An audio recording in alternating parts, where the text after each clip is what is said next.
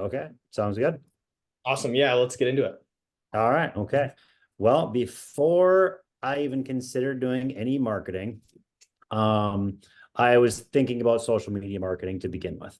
I don't have any experience in it whatsoever. And then all out of the blue, I get a phone call from Matthew at Backsplash Consulting.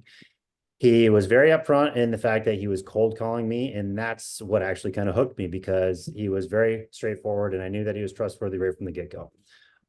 So I said, okay, well, give me your spiel, and he did, and he was very detailed in how he organized the way he was gonna, set the tone, set the stage for the whole campaign, which in my mind was like way more than I was expecting from, what I thought was a pretty young person.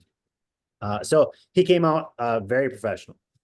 When we set the expectations of getting 5 leads for our company per month, qualified leads, that was like great, and I had willing to pay his price for that, and it worked out well. So he ended up generating more than double the leads that we were expecting. So overall, he was I mean, it's been fantastic so far. I recommend him to any other company at this point.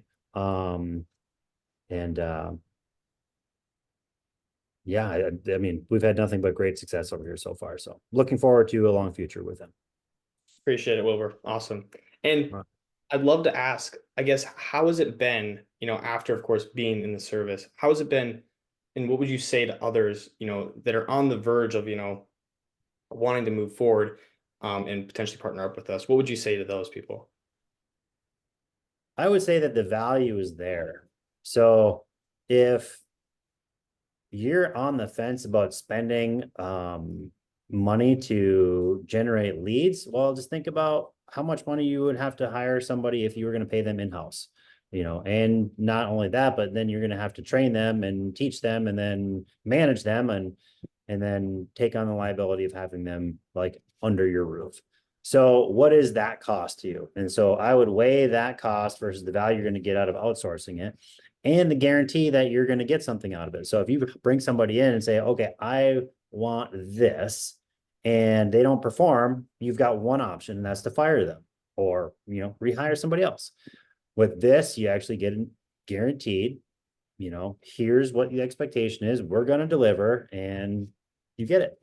If you don't get it, you don't pay, right? So that would be like the biggest factor for me.